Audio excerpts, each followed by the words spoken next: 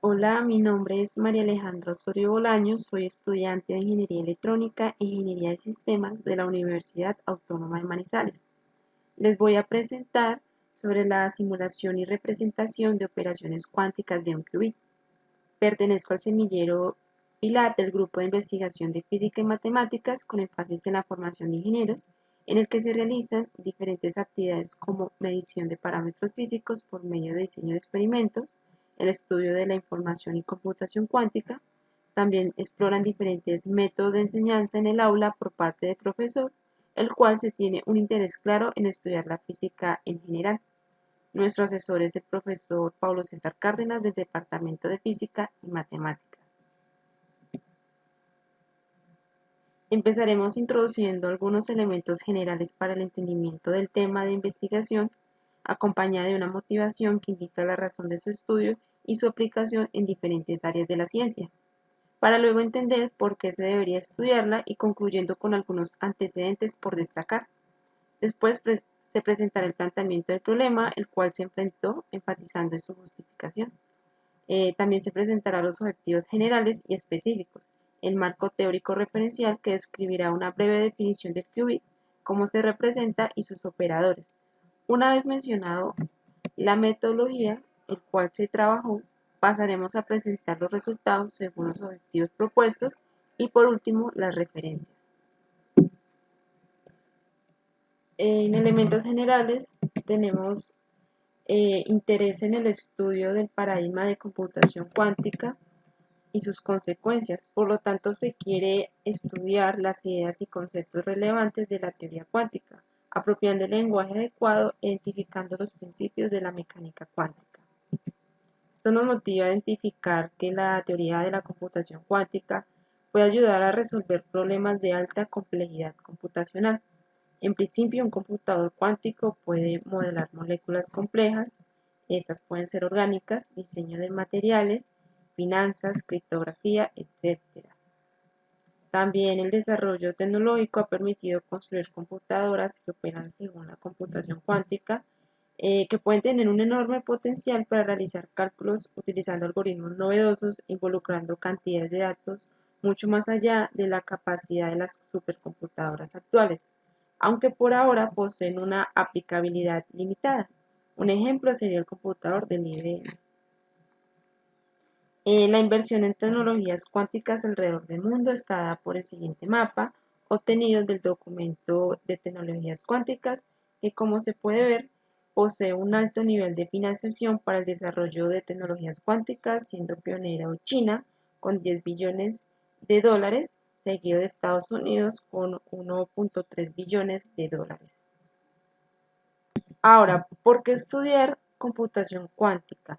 Debido a que es una tecnología innovadora que está revolucionando la teoría de la información y computacional, ya que puede resolver problemas complejos. Además, en los cursos de formación de ingeniería, este tipo de teorías o algoritmos no son estudiados. En consecuencia, aprovechamos el espacio de semillero para adentrarnos un poco en estos temas que son relevantes en la actualidad. Como se ha mencionado, muchas de las empresas están apostando a esta innovadora tecnología, como el IBM, el Huawei, el Google cuántico, la comunicación cuántica, el Machine Learning. Y en Colombia, la Universidad de los Andes realiza una investigación de óptica cuántica con algunos experimentos de fotones entrelazados. En esta imagen se puede ver la página de la Universidad de los Andes y las investigaciones que han publicado. A continuación se mencionará el planteamiento del problema. Se empieza intentando responder la pregunta del problema y es cómo implementar algoritmos de computación cuántica usando tecnología sensible, ya que como futuros ingenieros nos enfrentamos a desarrollar e innovar algoritmos que optimicen las formas actuales de comunicación, por lo que es de suma interés afianzar conocimientos relacionados con la comunicación y manejo de la información. Una vez teniendo claro el problema en que nos enfrentamos, se planteó los siguientes objetivos. Como general está, implementar diferentes algoritmos cuánticos usando el ambiente de trabajo Qtip de Python. En los más específicos tenemos primero identificar los conceptos de la mecánica cuántica que son relevantes para la computación cuántica, explorar el framework Qt Quantum Toolbox in Python e incorporar diferentes algoritmos cuánticos aumentando su nivel de complejidad.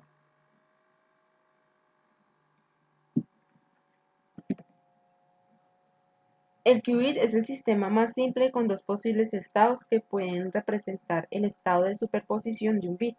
Estos sistemas pueden ser representados por el spin medio de un electrón, un átomo de dos niveles de energía y un fotón que posee estados de polarización. Este último se puede evidenciar en un experimento llamado el interferómetro de Mass-Sender, que con rayos de fotones pasa por ciertos instrumentos ópticos lineales y actúa sobre el haz de luz. Como se puede ver en la imagen obtenida por el libro estudiado Quantum Process System and Information, el haz pasa por cada instrumento óptico lineal. El primero es el Baron Splitter, que divide el haz de luz en dos. Luego pasa por el Phase Shifter, que cambia la fase del haz de fotones. Luego pasa por un espejo que simplemente refleja ese haz de luz. Pasa por otro Baron Splitter. Y por último, tenemos los detectores de fotones, que simplemente detectan si pasa un fotón o no. Así como posee una representación física, también posee una definición matemática, que dice que un qubit es un vector unitario en un espacio complejo bidimensional de Hilbert. Al pertenecer al espacio de Hilbert, posee ciertas propiedades como la linealidad, la simetría conjugada y la definición positiva. También se mantiene el principio de la probabilidad, ya que cumple que la suma de sus magnitudes de probabilidad al cuadrado es igual a 1, donde alfa y beta son magnitudes complejas. Una manera de visualizar el qubit es con la ayuda de la esfera de Bloch, una esfera de plano R3 complejo y unitario. Este puede indicarnos el estado del qubit y sus dos estados bases son 0, que está en dirección de Z, o sea hacia arriba, o 1, que está en dirección de menos Z, o sea hacia abajo. Un qubit, recordemos, es un estado de superposición que puede tener dos estados posibles, ya sea arriba o abajo, 0 o 1 y entre otras. La probabilidad de obtener cada estado base es igual al 50% o el 0.5, cumpliendo con la regla de la probabilidad. Los operadores actúan sobre el qubit afectando el estado de su sistema. Estos operadores deben mantener la propiedad de la ortonormalidad. También se le pueden llamar compuertas cuánticas. La más básica es el operador identidad, actuando sobre el sistema. Luego tenemos la pin flip, que invierte el sistema a 180 grados según el eje de rotación. Luego tenemos el operador phase shifter, que lo que hace es que cambia la fase del sistema. Esta no afecta la probabilidad y cumple con la ecuación de la exponencial compleja. Después tenemos la Hadamard, que al aplicarla a cualquier estado base proporciona un estado de superposición. Al devolvernos al ejemplo del interferómetro, cada operador representa un instrumento óptico lineal. La Hadamard puede ser el Baron Splitter, que divide el haz, el Phase Shifter, un vidrio que puede cambiar la fase del haz de luz. El tipo de investigación que se utilizó se divide en tres partes. La primera fue una investigación básica aplicada, obteniendo los conocimientos básicos de la mecánica cuántica. Luego se tuvo un enfoque de un estudio de tipo cuantitativo en etapa de exploración. Y por último, la simulación de algunos algoritmos cuánticos.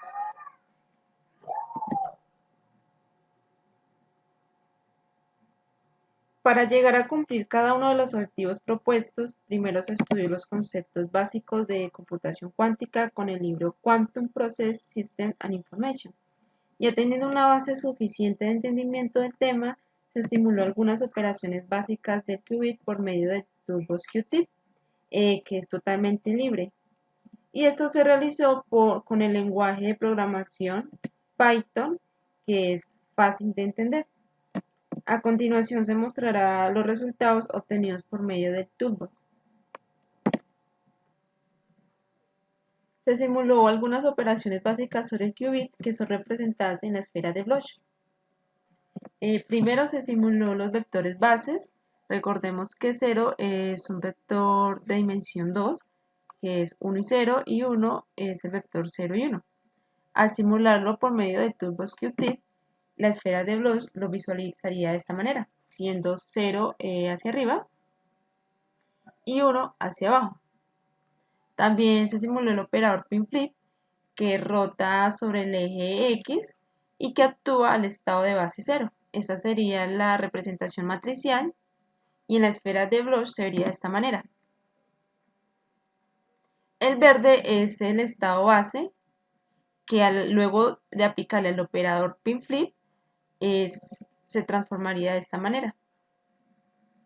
Bien, aquí tenemos otra simulación con el operador pin-flip, pero ya no es un estado, ya no se le aplica a un estado base, sino a un estado de superposición. Aquí tenemos Y, que es el estado de superposición. Luego de aplicarle el operador pin-flip, que rota sobre el eje X, quedaría de esta manera, dando el sentido contrario al estado Y.